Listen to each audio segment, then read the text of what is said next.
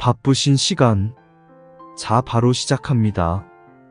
대중교통을 이용하거나 사람 많은 장소에 갈 때면 특히 땀 냄새, 노인 냄새 등 몸 채취가 심하게 나는 분들을 볼 수 있습니다. 문제는 본인의 채취를 스스로 100% 인지하기가 어렵기 때문에 냄새가 나는 것을 모르는 분들이 많다는 것입니다. 물론 예민하신 분들은 본인도 이 점을 느끼고 스스로 심하게 스트레스 받는 분들도 있고요. 하지만 냄새는 오늘 영상을 보시고 조금 노력하신다면 바로 잡을 수 있을 것입니다. 저도 열심히 실천해서 남들에게 더욱 깨끗한 이미지가 되기 위해 노력하려 하고요. 40대 이후부터 나이가 들수록 더 심해져만 가는 특유의 사람 냄새. 걱정 없이 함께 퇴치하러 가보시죠. 저는 노인 냄새라는 단어를 예전부터 싫어했습니다. 누구나 다 나이 들어갈 것이고 냄새란 사람이라면 다 나기 마련인데 노인이라는 단어를 붙이는 것 자체가 기분이 좋지 않기 때문인데요. 사람마다 누구나 특유의 냄새가 있습니다. 남녀노소 다 자연스레 몸에서 풍기는 냄새라고 생각하면 좋겠지요. 어쨌든 나이와 상관없이 자신의 몸에서 남들의 눈이 찌푸려지는 냄새가 난다는 것은 별로 좋지 않은 현상인데요. 심하면 주위 사람들이 피할 수도 있고 그렇게 되면 대인관계에도 영향을 줄 수 있습니다. 도대체 몸에서 악취는 왜 나는 것일까요? 냄새의 원인은 피부에 있는 피지선, 분비물인 피지 속의 지방산이 산화되면서 생성되는 물질인 노넨알데하이드가 모공에 쌓여 퀴퀴한 냄새를 풍기는 것입니다. 평소 활동을 하다 보면 햇빛을 많이 받게 되고 땀이 나는 과정에서 피부에 노폐물들이 쌓이게 되는데요. 젊은 나이에는 피부에서 노폐물을 잘 밀어내고 피부가 재생되기 때문에 금방 없어지지만 나이가 들면 노폐물이 모공에 쌓이게 되면서 유해균이 증가하게 됩니다. 거기에 더해 신진대사와 활동이 느려지고 신경계 퇴화와 땀 분비량이 줄어들면서 잘 배출되지 못하게 되어 노넨알데하이드가 많이 쌓이면서 냄새가 더욱 나는 것이죠. 노화는 일반적으로 40대부터 시작된다고 합니다. 그래서 신진대사가 느려지고 몸이 건조해지면서 땀의 양도 줄어들게 되는데요. 몸에 쌓인 노폐물을 배출해주는 땀이 줄게 되면 그만큼 냄새도 더 나게 되는 것이죠. 그리고 또 침의 분비량이 줄었기 때문입니다. 나이가 들면 땀과 마찬가지로 입속의 침 분비량도 줄어들게 되는데요.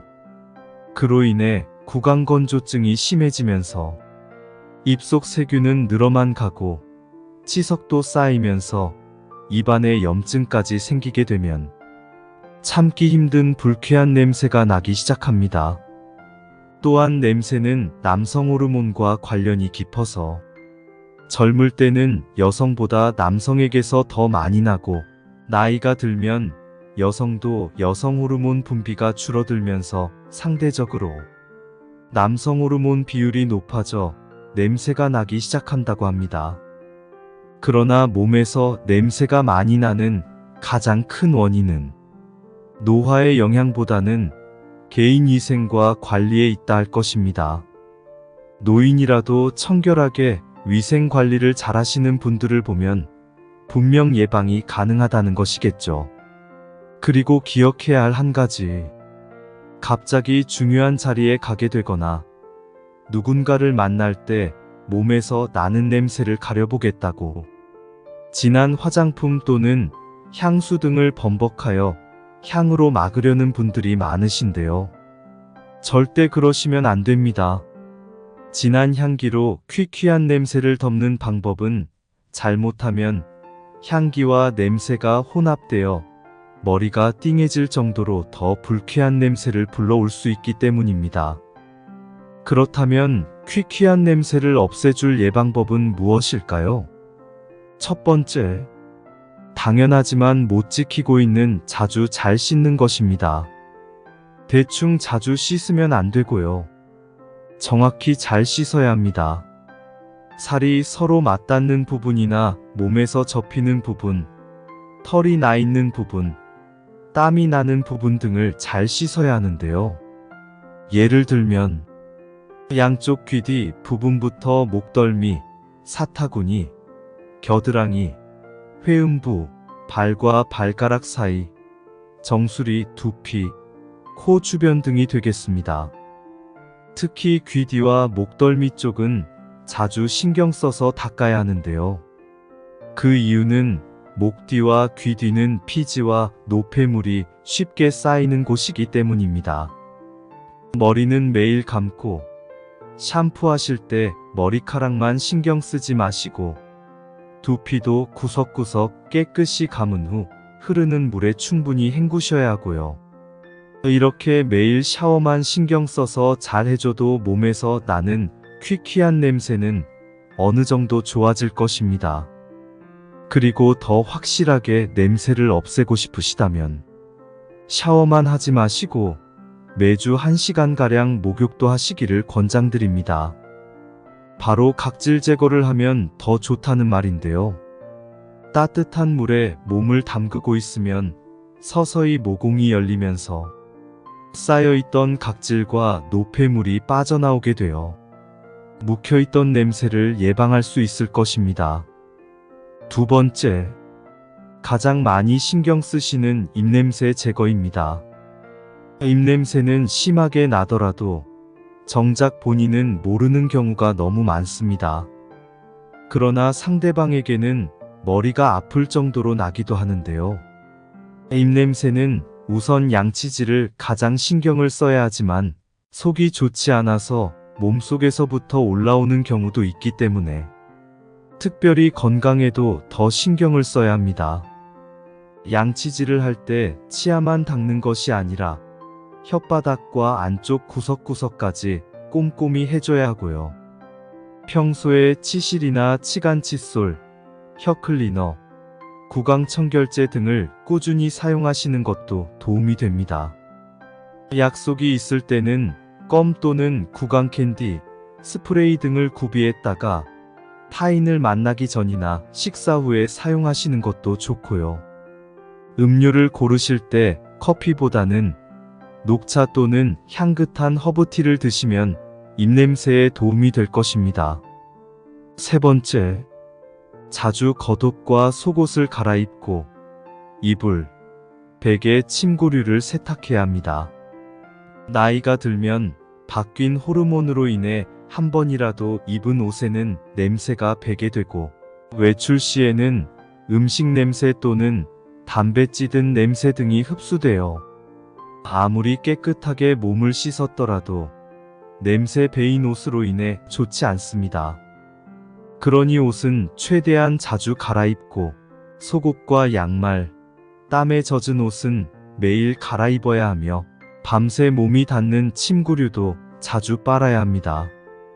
침구류에서 냄새가 나면 아무리 샤워를 하더라도 자는 동안 다시 배일 수 있기 때문입니다.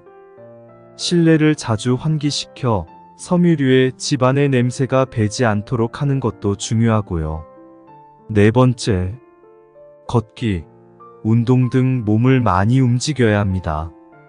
하루 30분 정도 가벼운 운동과 산책 걷기만 해도 몸의 신진대사 기능이 활발해져 노폐물을 잘 배출합니다. 물을 자주 마시는 것도 노폐물 배출을 도와줄 수 있고요.